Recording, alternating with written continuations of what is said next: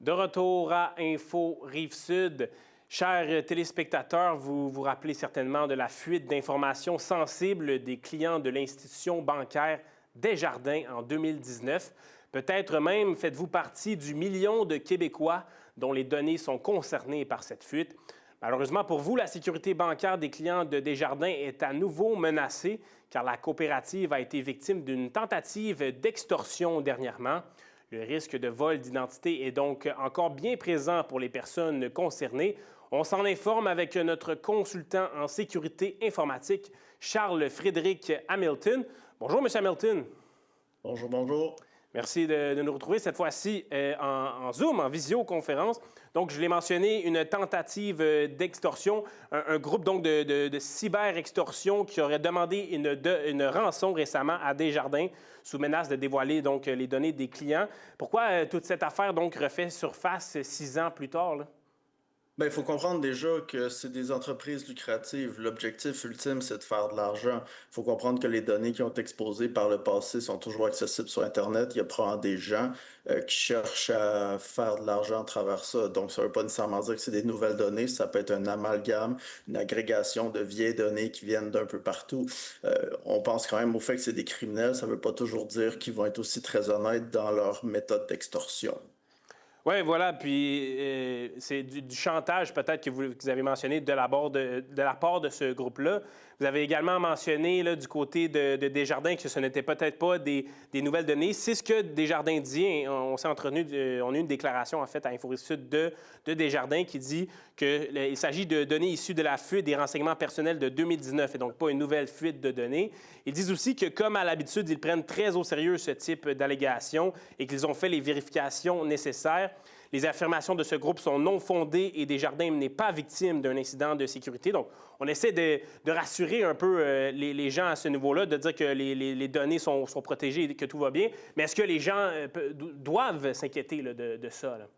Ben déjà, il faut comprendre que si ces données-là ont fait resurface, c'est que les données des gens qui ont été compromis il y a plusieurs années sont toujours présentes sur Internet. Il y a des groupes d'attaquants qui ont accès à ça. Quelque chose de bien important aussi à comprendre, c'est de faire la distinction entre l'utilisation de données volées et de voler l'identité de quelqu'un. L'utilisation, c'est par exemple, j'ai accès à ton numéro de carte de crédit, peu importe la technique, j'utilise ça pour faire une transaction. Versus, j'ai accès à toutes tes informations personnelles, ton numéro d'assurance sociale, ton numéro de passeport, et je fais une demande, par exemple, de crédit à ton nom. Donc, je vais aller demander une hypothèque qui ne sera pas en lien avec ton identité réelle. Le problème avec ça, c'est que ça va être beaucoup plus long avant que ça soit détecté parce que ça n'a aucun lien avec toi directement. Il y a heureusement des entreprises qui permettent de faire des validations gratuitement pour ça. Donc, on peut s'assurer, par exemple, si quelqu'un fait une demande de crédit à mon nom, que je sois alerté. Il y a des services gratuits, il y a des services payants, il y a tout de ça, mais c'est important de faire la distinction entre les deux parce que avoir le numéro de carte de crédit de quelqu'un, c'est une chose, mais avoir ses informations personnelles pour créer une entité au nom de celle-là, c'en est une autre. Voilà, mais merci de faire la distinction parce que c'est un vol d'identité. On prend littéralement l'identité de quelqu'un d'autre via Exact. On ces vit en informations-là. parallèle. Voilà. Mais vous avez parlé aussi de protection, là, et ça me semble assez important. Est-ce que les banques offrent des options de couverture en cas d'opération non autorisée dans leur compte?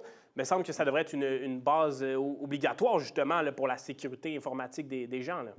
Définitivement, ça a changé beaucoup depuis l'incident des jardins il y a quelques années, mais la plupart du temps, ça va être fait par des entreprises tierces qui vont permettre de faire le monitoring de son crédit, donc d'aller valider, par exemple, qu'il n'y a pas de demandes qui ont été faites ou il n'y a pas de transactions à haut volume qui sont définitivement pas associées à nous. Je pense, par exemple, dans le temps, il y avait Equifax qui avait été offert aux clients des Exact. jardins, donc effectivement, c'était possible d'utiliser les services d'Equifax aussi, mais encore là, il faut rester prudent parce que quelques années, Equifax a aussi été victime d'une brèche. OK. Donc encore là, il faut toujours être prudent. Ça reste des données sensibles. Il faut comprendre aussi que les données sont exposées pas juste chez Desjardins. La plupart des citoyens québécois ont probablement été exposés à travers d'autres incidents de sécurité à travers les années, d'où l'importance de comprendre que nos données sont partout et d'avoir de la visibilité sur où nos données sont utilisées à notre insu. Vous avez parlé d'Equifax qui a été offert là, aux victimes pendant une période de, je crois, 5 ans. Maintenant, c'est Ouais. maintenant payant. C'est terminé de ce côté-là.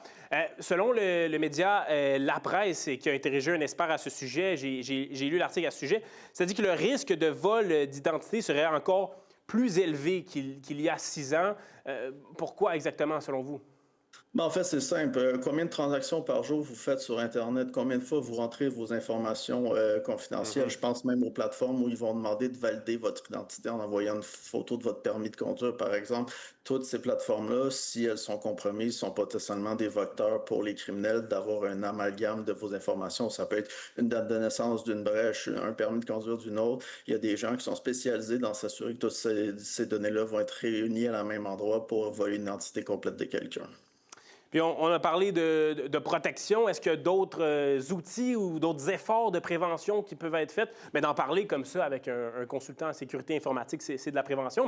Mais outre ça, Définitivement d'être conscient où on met nos informations, d'être conscient, par exemple, si j'utilisais une plateforme, je vois publiquement que ça a été compromis, de se rappeler quel genre d'informations j'ai mis sur cette plateforme-là, d'assumer que cette information-là est potentiellement compromise et de faire la mesure. Donc, on prend l'exemple parfait, quand on se fait voler sa carte de crédit, les gens vont appeler, vont la faire canceller, ben, ça peut être un peu la même chose. Si on a des doutes qu'il y a de l'information sensible par rapport à nos numéros d'assurance sociale, permis de conduire, on peut demander qu'ils soient renouvelés avec des numéros différents. C'est pas toujours évident, mais c'est quelque chose qui peut être fait en assumant que ces données-là ont été compromises. Donc, vraiment suivre les applications, les endroits où on met notre information et de garder une trace de on a donné quoi à qui. mais merci pour ces explications parce que clairement que ça touche des gens de la Rive-Sud, là, je le disais, 1 million de Québécois en 2019. Donc, Charles-Frédéric Hamilton, vous êtes notre consultant en sécurité informatique. Merci beaucoup. Au plaisir. C'est ce qui conclut l'émission. Comme à l'habitude, je vous invite à consulter notre site web ou nos réseaux sociaux pour plus d'informations. On se retrouve jeudi 17h. C'était Info Rive-Sud. À la prochaine.